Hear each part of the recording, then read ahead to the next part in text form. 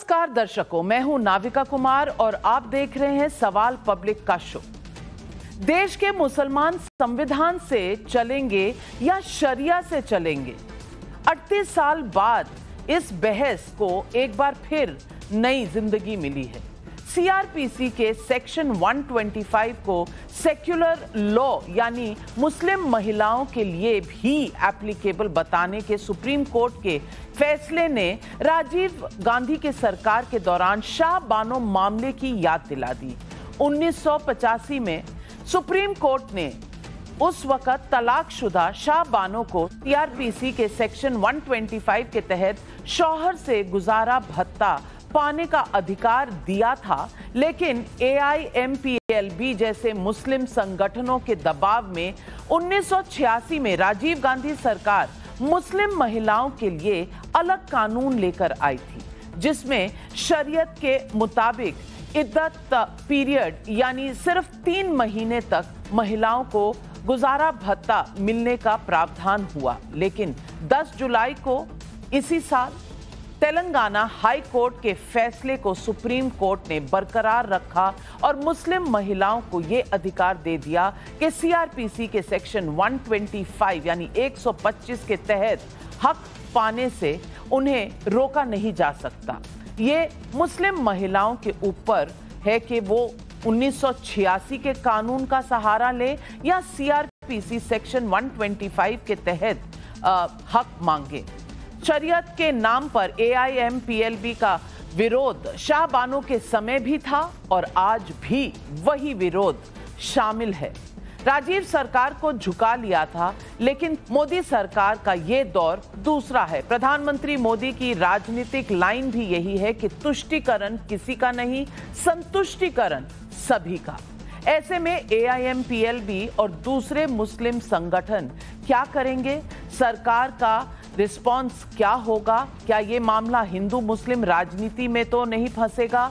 संविधान की रट लगाने वाले राहुल गांधी, ममता बनर्जी, अखिलेश यादव जैसे नेताओं की अब तक इस पर कोई प्रतिक्रिया नहीं आई है। मुस्लिम महिलाओं का हक वर्सेस मुस्लिम वोट बैंक में इन नेताओं की लाइन क्या होगी? और क्या सुप्रीम कोर्ट का फैसला यूसीसी यानी समान नागरिक संहिता का दरवाजा भी खोल रहा है? सवाल पब्लिक का आज यही है और इन सवालों के जवाब देने के लिए आज हमारे साथ जुड़ रहे हैं स्टूडियो में शहजाद पूनावाला, प्रवक्ता हैं बीजेपी के, कमाल फारूकी साहब हमारे साथ हैं, सदस्य हैं एआईएमपीएलबी के, निखत अब्बास राजनीतिक विश्लेषक भी हैं, अंबर जैदी राजनीतिक विश्लेषक हैं, महिला राइट्स की एक्टिविस्ट हैं, वारिस पठान साहब प्रवक्ता हैं एआईएमआईएम के।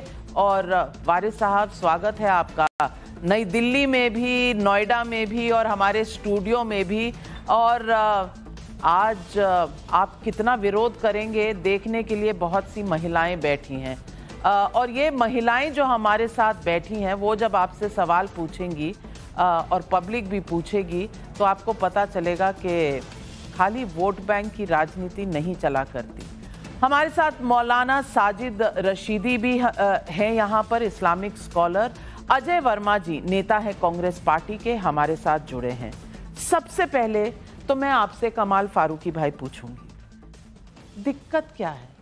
महिलाओं को हक मिल रहा है, जो हक उनसे छीना गया था अब संविधान के तहत सेक्युलर लॉ में सुप्रीम कोर्ट ने आदेश दिया है और ये किसी सरकार का आदेश नहीं है, अपनी संविधान की इंटरप्रिटेशन है। मुस्लिम महिला चाहे तो शरीयत के हिसाब से चले या चले कॉन्स्टिट्यूशन के हिसाब से। दिक्कत क्या है? कोई दिक्कत नहीं है और हम और आप सब लोग जो हैं सेक्युलर मुल्क में रहते हैं और कॉन्स्टिट्यूशन से बंधे हुए हैं और इसी कॉन्स्टिट्यूशंस ने डिफरेंट जो सेक्टर्स ऑफ द सोसाइटीज़ हैं उनको बाकायदा कुछ राइट्स दिए हुए हैं और वो राइट्स जो हैं हमारे फंडामेंटल राइट्स हैं, जो कि जिसको कॉन्स्टिट्यूशन भी उसको मानता है। हर धर्म को उसके हिसाब से जीने का हक है, हर जाति को उसके हिसाब से जीने का हक है। ऑफ कोर्स जहाँ क्रिमिनल लॉ वगैरह आता है वहाँ सबके लिए लॉ एक जैसा है और उसमें किसी किस्म की कोई वो नहीं है, लेकिन मज़हब के मामले के अंदर किसी किस्म की कोई इंटरफेरेंस स्टेट की नहीं है।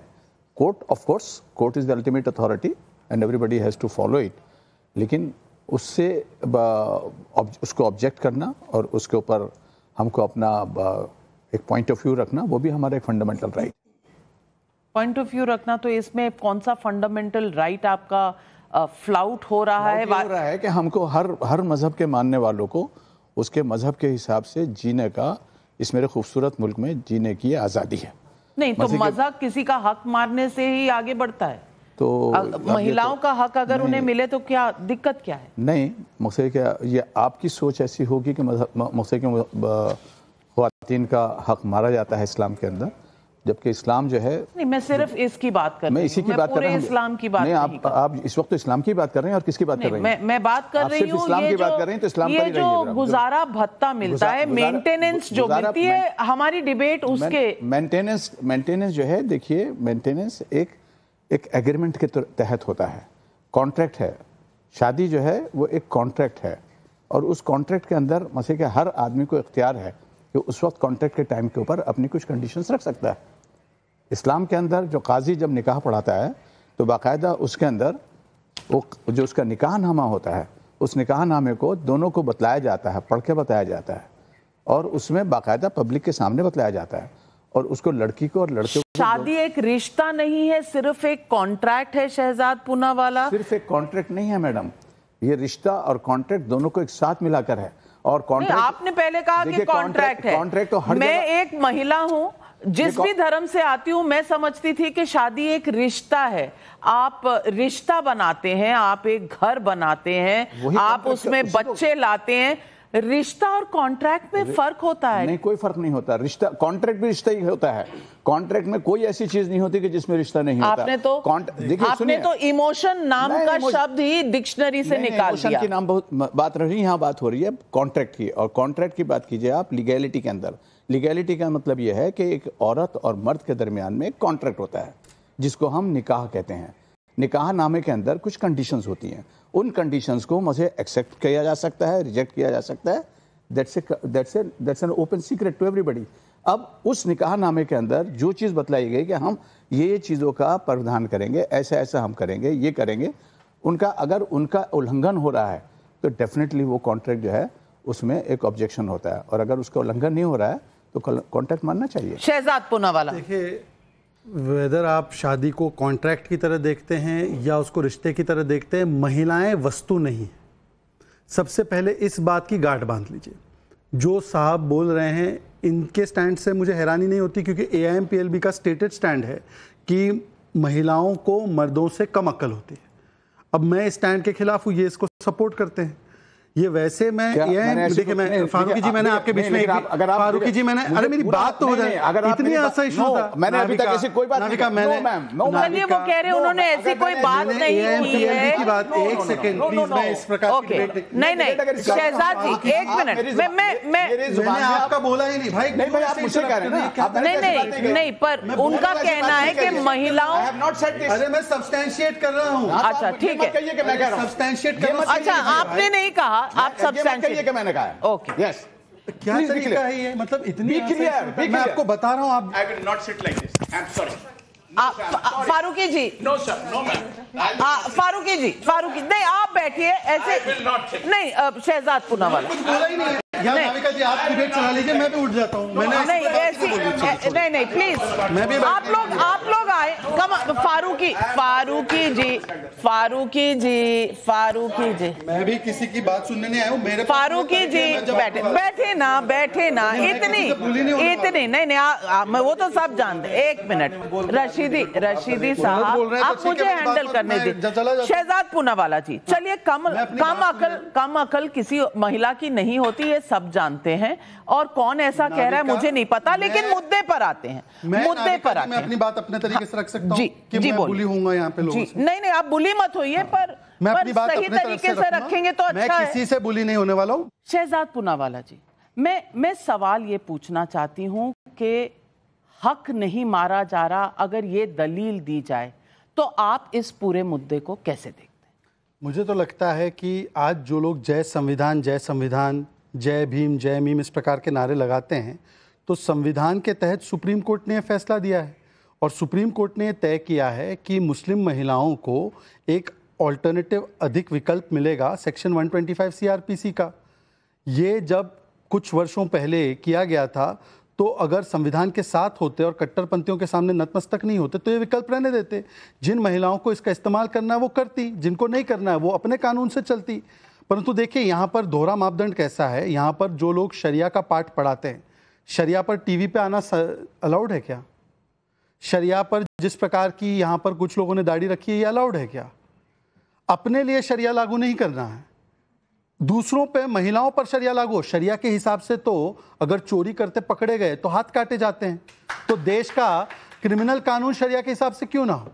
सिविल कानून जहां पर मुस्लिम महिलाओं के अधिकारों को मारना है वहां पर तो शरिया लागू हो जाए। और ये शरिया की किताब एक बार दिखा दीजिए, ये शरिया की कोई किताब है तो दिखा दीजिए। मैं धर्म की तरफ नहीं, मैं मुद्दे पर आती हूं कि महिलाओं को अगर हक मिल रहा है, सुप्रीम कोर्ट कह रही है, और आप हों या ओवैसी साहब हों, आप हमेशा कहते हैं देश संविधान से चलेगा, देश संविधान से चलेगा, और संविधान का इंटरप्रिटेशन सुप्रीम कोर्ट करती है। पेट में दर्द सबसे ज्यादा आपको होती है, क्यों वारिस भाई?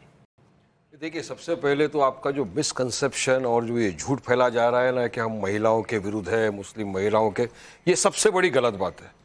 क्योंकि आप समझ लीजिए, मुसलमान ने महिला को जितना सम्मान दिया उतना किसी ने नहीं दिया है, क्योंकि हमारा ये मानना है कि माँ के पैर के नीचे जन्नत है। इससे ज्यादा सम्मान क्या हो सकता है, बताइए। आप आपने संविधान की बात की, इस मुद्दे पर संविधान ने और कानून ने एक अधिकार दिया है कि यदि आप किसी कोर्ट के फैसले से असंतुष्ट हो या आपको लगता है कि बराबर है नहीं, तो संविधान ने अधिकार दिया हमको रिव्यू में जाने का। तो मुस्लिम पर्सनल लॉ बोर्ड अगर इस फैसले के खिलाफ रिव्यू में जा रही है तो कोई गलत नहीं है, संविधान का प्रावधान है। अब बात नंबर तीसरा एग्जाम्पल ये है, ट्रिपल तलाक के समय भी हमने कहा था कि ये ट्रिपल तलाक का जो कानून आ रहा है, ये मोदी जी जो ला रहे हैं मुस्लिम महिलाओं को तकलीफ में डालेगा। आज हो रही है, क्योंकि उसमें burden of proof lies on the women to prove कि उसको ट्रिपल तलाक मिला है। अब अगर आज किसी शख्स ने ट्रिपल तलाक बोल दिया, ट्रिपल तलाक पर से इलीगल बैड इन लॉ, महिला का हो गया तलाक, आदमी को आपने उठा के डाल दिया जेल में। अब जेल में बैठ के वो उस महिला को भत्ता कहां से भरेगा?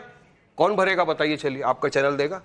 तो आप हर चीज जो बनाते हो, ये सिर्फ और सिर्फ महिलाओं को परेशान करने के लिए बनाया जा रहा है। वहां भत्ते की इतनी चिंता, यहाँ भत्ता मिल रहा है तो देना नहीं चाहते। अरे भैया, शरीयत में है, शरीयत में भी है, कानून में भी है। 3 महीने देंगे, आज तो नहीं आया, 3 महीने देंगे या इद्दत के पीरियड में देते हैं। और जब तक अगर डिवोर्स पिटीशन भी पेंडिंग रहता है कोर्ट में, तो pending the petition women is entitled to have maintenance. काफी कोर्टों के लॉ है, कायदा भी है, पढ़ भी लेंगे शहजाद तो उनको समझ में आएगा, थोड़ा सा है सब जगह। मगर किसी भी तरह से मुसलमान महिलाओं को परेशान करना है। हजारों लाखों हमारी हिंदू बहनें वृंदावन के अंदर बैठी अबंडेंट, उसके लिए लोग फिक्र नहीं करते।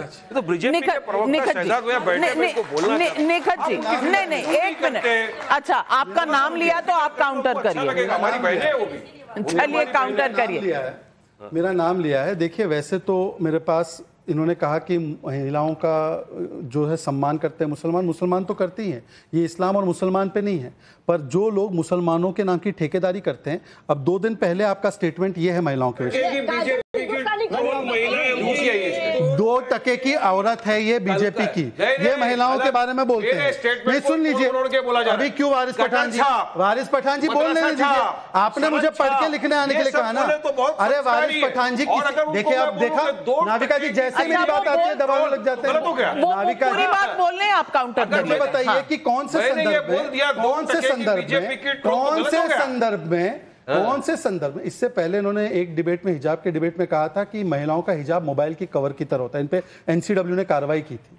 ये महिलाओं का कार्रवाई का लेटर मेरे को नहीं आया, तुम्हारे घर पे भेज दिया क्या? महिलाओं का मोबाइल कवर की तरह होता है। की जगह ये सम्मान है, लेटर भेज देगा, मेरे को कोई लेटर नहीं आया। अरे मुझे मेरे संविधान का राइट्स, हम तो महिलाओं का सम्मान करता हूं। मैं अपनी लास्ट बात मुकम्मल करता हूं। हमारी अंबर बहन, हमारी बहन, सबका हम सम्मान करते हैं, आदर प्रणाम नमस्कार करते हैं। देखिए, बीच में बोलते रहेंगे, मैं भी बोल सकता हूं, पर मैं करूंगा नहीं, मेरी आदत नहीं है फटने की। सुनिए, अब मैं आखिरी बात आपसे कहना चाहता हूं। आप अगर कहते हैं कि आप शरिया के इतने बड़े पैरोकार हैं, तो वारिस पठान जी एक बात ईमानदारी से बताइए कि जो आपने कपड़े पहने शरिया हिसाब से? नहीं, तो आप महिलाओं पे शरिया पूरा लागू करना है, पर मैं शरिया नहीं मानूंगा, मैं शरिया नहीं मानूंगा, मैं महिलाओं पर शरिया लागू करूंगा। क्यों? बीजेपी के घूमना बीजेपी के हिसाब से क्लीन बोल्ड, अंपायर की उंगली आप, अंपायर की उंगली आप आउट हो चुके हैं। निखत के चैंपियन शहजाद पूनावाला साहब से मैं सवाल करूंगा, शरीयत में कहाँ लिखा है कि मुझे शर्ट पैंट नहीं पहनना? अच्छा बताओ, कोट करो। तो शरीयत की किताब आप मुझे दिखा दो, जहाँ लिखा है उसके बाद रीजन यहाँ लिखा है, आप मुझे बता दीजिए शरीयत में कहाँ लिखा है, कौन सी किताब में लिखा है? मैं ऑर्डर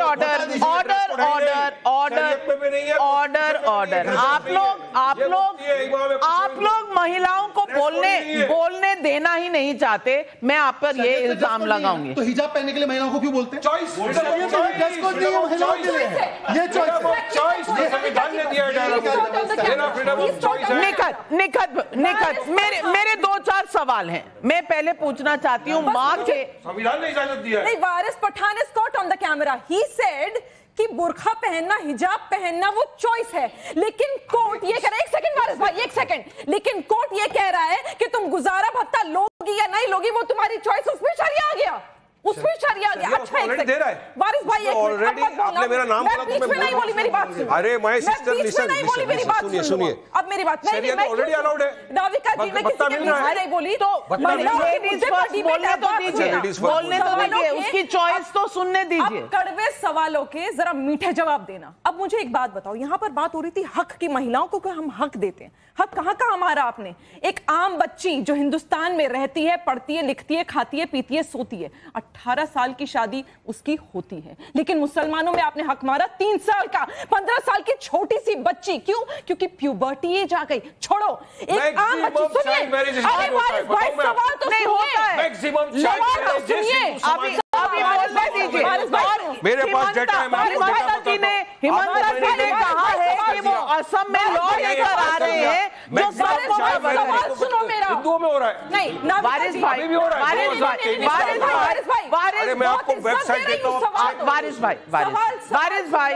सवाल पहले सवाल पर इतना आप बिलबिला रहे हैं। दूसरा सवाल, किसी ने कहा था नाविका जी कि मैदान छोड़ के जा रही है, मैदान में सवाल तो सुन लो मेरे भाई। तो जवाब भी तो सुनो।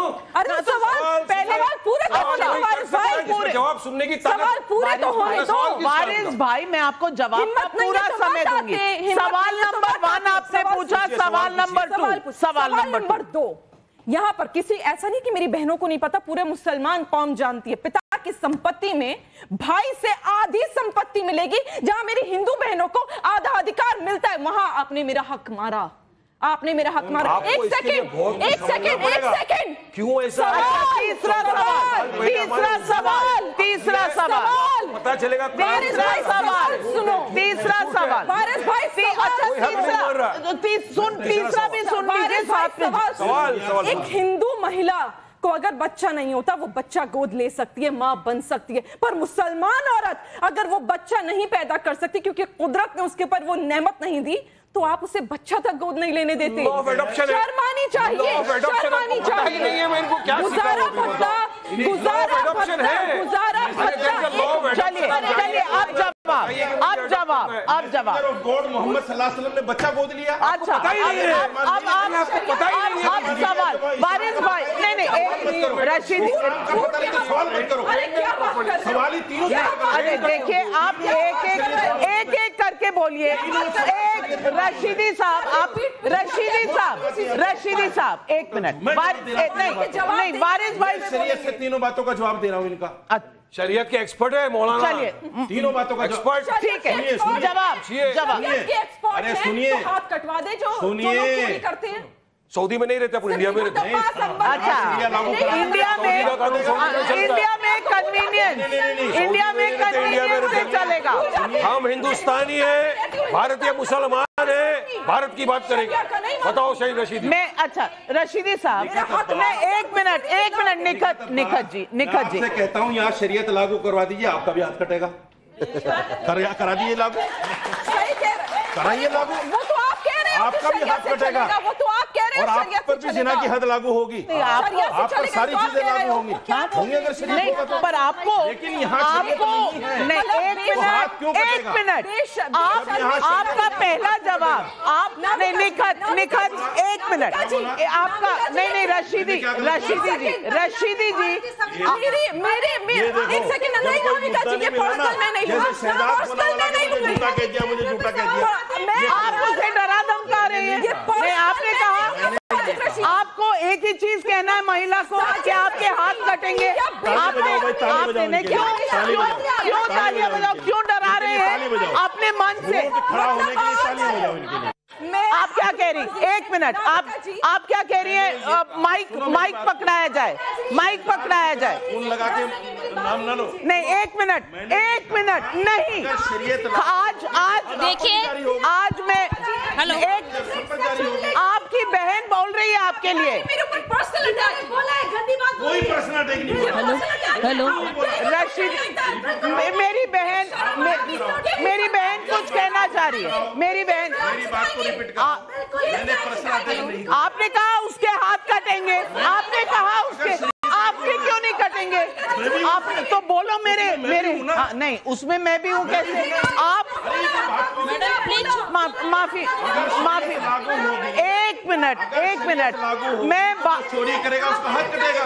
मैं बात मैं तो कह रही हूँ, अगर 4 शादियां करोगे तो क्या कटेगा, याद रखना। माफ कीजिए, नहीं, माफ कीजिए। एक मिनट, नहीं रशीदी जी, एक मिनट। औरत की अगर बेइज्जती हो रही है, की बात हो रही है, तो हम तो नहीं बैठ सकते इस प्रोग्राम में। आपको लगा इनकी बेइज्जती हो रही है? जाकिर हुसैन कॉलेज में मैं असिस्टेंट प्रोफेसर हूँ, ठीक है। मैं यहाँ औरतों को सपोर्ट करने आई, मैं महिलाओं को सुनने आई। आप लोग आपस में लड़ते हैं, ये इस्लाम तो नहीं है, ये कोई शरीयत नहीं है। बिल्कुल, हर इंसान आजाद है अपनी बात रखने के लिए। आप ये कहें उर्दू और वो हिंदू औरतों का इंसाफ नहीं मिल रहा, तो आप जो है इंसाफ को घुमा क्यों रहे हैं? बात हो रही है मुसलमानों का गुजारा भत्ता। एक मिनट, आपने एक औरत के लिए कहा, कि जिना की बात आपने करते हुए देखा, आपने क्या देखा, और जिना की सजा क्या है?